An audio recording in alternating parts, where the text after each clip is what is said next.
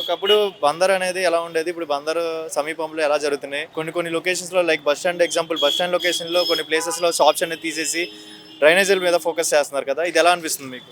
మంచిగానే అనిపిస్తుంది, కానీ ఇది త్వరగా అయిపోతే బాగుంటుంది. ఇదివరకు డ్రైనేజ్ ఎలా ఉండేది అలా? ఇదివరకు చాలా డర్టీగా ఉండేదండి. ఇది చూస్తున్నారుగా, వాటర్ వెళ్ళక ఆగిపోయి చెత్త అంతా కనపడతా ఉండి బాగా కొంచెం దోమలు కూడా బాగా ఎక్కువైపోయినాయండి దానివల్ల. ప్రజెంట్ గవర్నమెంట్ అయితే మీకు ఎలా అనిపిస్తుంది? కొన్ని కొన్ని లొకేషన్లు ఇలా ఫోకస్ చేసి ప్రజల గురించి ఆలోచించి ఇలాంటి యాక్టివిటీస్ చేస్తున్నారు కదా, ఈ గవర్నమెంట్ మీద మీ ఉద్దేశం ఏంటి? మీ బందర్లో ఎలా జరుగుతుంది? వర్క్ అంతా బాగానే జరుగుతుందండి. గవర్నమెంట్ సాటిస్ఫాక్షన్గానే ఉంది, కానీ కొంతమంది అపార్థం చేసుకోవడం వలన ప్లస్ మైనస్లు ఉంటాయి. కానీ వాళ్ళకి కూడా సపోర్ట్ చేసి వాళ్ళకి ఏదైనా దారి చూపించి ఇదంతా నీట్గా చేస్తే బాగుంటుందని నా ఉద్దేశం. ఏదైనా సరే మంచి ప్రజలందరికీ 10 మందికి ఉపయోగపడేలాగా చేస్తే బాగుంటుందని మీ ఆలోచన. అవునండి, బాగుంటుంది. చేస్తారు ఈ గవర్నమెంట్ చేసిద్ది అంటారు ఈ గవర్నమెంట్ ఇలాగా? చేస్తారనే నమ్మకం ఉంది.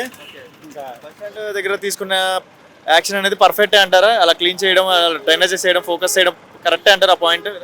కరెక్టేనండి. ఇప్పుడు నీట్గా ఉంటేనే కదా మన సిటీ రేపు డెవలప్ అవడానికి అవకాశం ఉంటుంది. నీట్నెస్ కావాలి, అన్నీ ఉండాలనేది మా కోరిక అండి.